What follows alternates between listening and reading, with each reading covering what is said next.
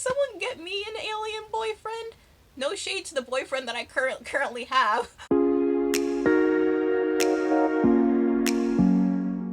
The season finale of The Mandalorian had me about 8 different types of an emotional wreck. So I figured what better way to celebrate than to talk about my favorite science fiction novel of this year, and that is The Sound of Stars. I have talked about this book countless times on this channel, and now I'm going to finally yell about how much I love it. Hi, hello, my name is Ash, welcome to Pages in the Stars. If you're new here, hello. If you're returning, welcome back. If you haven't hit that subscribe button, go ahead and hit that subscribe button to be updated and alerted to all my bookish and not bookish content that appears in this space. The Sound of Stars is a young adult science fiction novel by Alechia Dow, and it follows this teenager Janelle, or Ellie, and her journey across the country with an alien named Morris to try and save the human race from being completely taken over by this species called the Ellie. I devoured this book in about 2 days, and I knew I was going to love it, but I didn't know how much I was going to love it. And one of the things that I loved about it was representation. I grew up reading the Star Wars Expanded Universe novels. That was so much of what I read in middle school because I was such a big Star Wars fan and I craved more science fiction. But as much as I love them and as much as I got them confiscated from me in the middle of class when I wasn't supposed to be reading them, one of the things that I never really picked up on that I realized, as I got older was I never saw myself represented in these books. I didn't get to see girls who looked like me going on intergalactic space journeys, and that was something that I loved. So when I heard about The Sound of Stars, a book about a black girl going on a cross-country adventure to save the human race and fall in love with an alien, I was like, give it to me. Give me this now. Yeah, the first thing I want to talk about in this book is representation. I love our main character, Janelle, or Ellie. Some background of the story, this alien race, the Ellie, they have outlawed books, music, basically anything that can be used for personal expression. They were prohibiting any type of human expression to the point where if you had, I think it was two transgressions, so you were caught with paraphernalia or anything like that, you were going to be executed. But Janelle, who loves books, started running a secret library from, I think it was the basement of her apartment building. Anyway, so she goes from making quiet trouble to fighting the aliens who have taken over the planet. And I loved that. The care with which she was crafted and written and the development that she had was everything. You could tell how much heart was put into Ellie as a character, and it was something that I really wanted to see from another black character that we didn't get. We're gonna avenge you, Finn. One day we're gonna do it. So yeah, we get to see a black girl be the hero of the story in a science fiction story, and this was something that was really important for me because when I was growing up, the amount of times I had, kids or people I went to school with tell me science fiction is something that's for white people or for boys, and I was just kind of, alone in my little corner reading my books. So it was great to see Ellie. It was great to see a black girl at the forefront of a science fiction book. The other thing I want to touch on is the intersectionality in this book. Alechia Dow handles intersectionality beautifully in the book. Not only is Ellie black, she's also plus size, she's queer, she deals with mental health issues such as anxiety, and we see this a lot in the book. We see her on multiple occasions have to bring herself down from an anxiety attack, counting the things that she sees around her, or counting down 5 things that she can see or that she can hear, that she can touch. So using grounding techniques. You read in the book that she talks about that she's been to see a therapist. Ellie also has hypothyroid issues. There's a part in the book where she and Morris are on their cross-country journey, and they get stopped. They get taken by these people, and Ellie needs this specific medication for her hypothyroidism, and these people don't want to give it over because she's traveling with one of the enemy aliens. And I said it in my last video that I like it when practical life is woven into, is woven into fantasy and sci-fi books. And part of books being practical and being influenced by life means representation. People with mental health issues exist. Disabled people exist. And we need to see more of them in books because guess what? That's the world. So there was something else that I really enjoyed seeing, was seeing Ellie deal with her mental health issues and her physical health issues throughout the book. That was something that I really enjoyed seeing.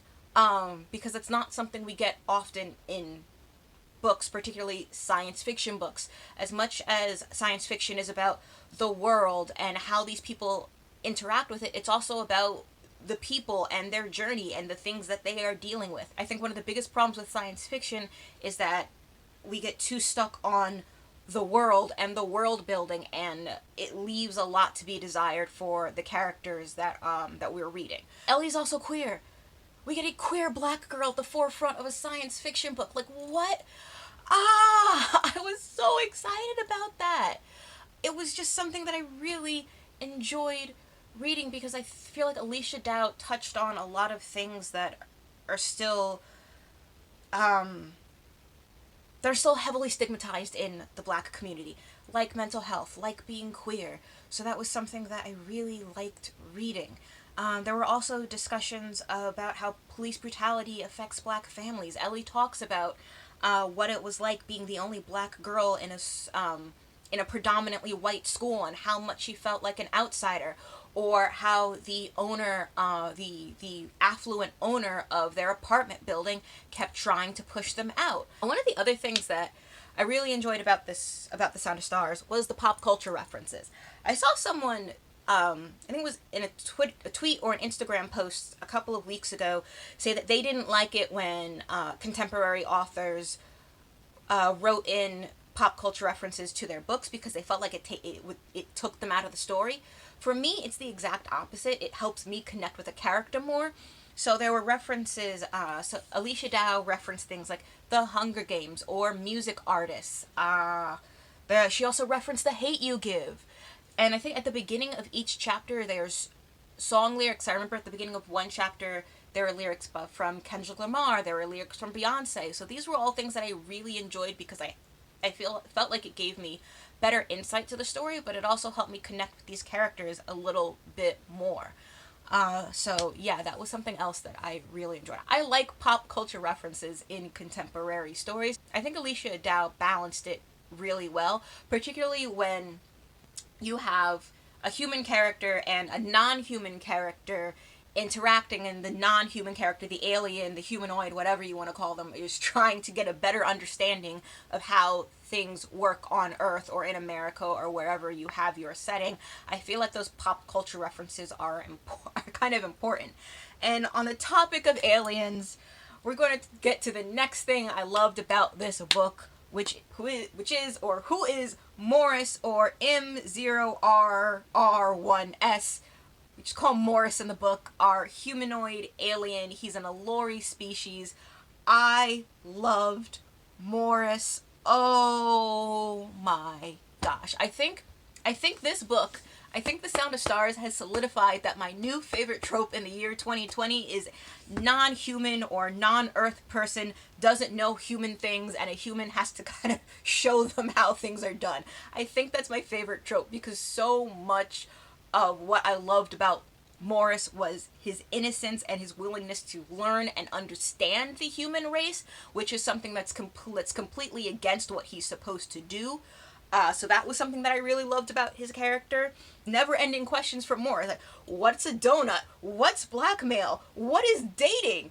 And every time there was something like that, I just smile because it was just like innocence in Morris. I have no problem calling Morris one of those sweet cinnamon roll characters who I just want to wrap up in a blanket. Even Ellie describes his smile as warm as a cinnamon bun straight from the oven.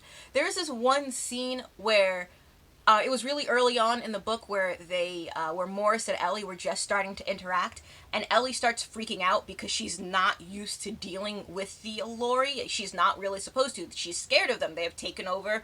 They have taken over her home. So she's scared of them. So she starts freaking out. She kind of starts having a panic attack, and Morris starts singing Raspberry Beret by Prince to her to calm her down. It's like, hello? And there's just so many moments that I loved of his. And so Morris has been around, seen other planets, and Ellie keeps asking, tell me about this planet, tell me about the prettiest planet, tell me about the coolest planet you've ever visited. And Morris says, you've asked many, many questions, and I will not tell you about any more places because you will travel there with me, and we will see these worlds together. I will not spoil this for you. Can someone get me an alien boyfriend? No shade to the boyfriend that I currently have, but oh my gosh. May I, he asks, holding an arm out for me to take. May you what? Carry you across this world while I can? Really sweet and really endearing, and I loved that. Why did you do it then? Why didn't you just have fun with her? And Morris responds with, because I have a heart, and it belongs to you, and I have a body that only wishes to be near yours. I loved Morris. I think it's hard to say, but I think I might have enjoyed him more than Selwyn Kane from Legendborn, and that's saying a lot. I love them both, but Morris is just so sweet, and I just loved his character because, again, he was so innocent, he didn't understand a lot of what was going on with the humans and trying to understand why they are the way they are. Morris is a bit of a rebellious Elori. He's not supposed to really be the way that he is, and I'm not going to spoil that because there's a whole explanation to that in the story, but he loves music and he's not supposed to, and I loved how his relationship with Ellie developed, and I loved how he grew to care for Ellie. So point being, I can't count the number of good things that I have to say about this book. I loved every moment that I spent with this book. I read it twice this year, and I will probably read it again sometime in the coming months. This is definitely a comfort read for me. This book just makes me feel warm and cozy and hopeful, and I feel like in 2020, hope is something that we desperately need. So this was definitely also one of those books that got me through 2020. And yeah, I encourage everyone to read this book, even if sci-fi isn't really your thing, even if YA really isn't your thing, even if innocent, confused, charming, humanoid aliens aren't your thing. Read this book. Just read it. It's okay. Yeah, that's gonna wrap up this. I would love to include more reviews on this channel. This is the first one that I did, and the first review I wanted to do was The Sound of Stars. What is your favorite book that you've read in 2020 so far? What is your comfort book? I know I've seen a lot of posts on Twitter about what are your comfort movies? Who are your comfort characters? Well, what are your comfort books? What are the books that you just go to when you're just sitting there like, ugh, life? What is your comfort book? Tell me in the comments. Give a like, give a subscribe if you feel so inclined, and I will see everybody in the next video. Bye, guys.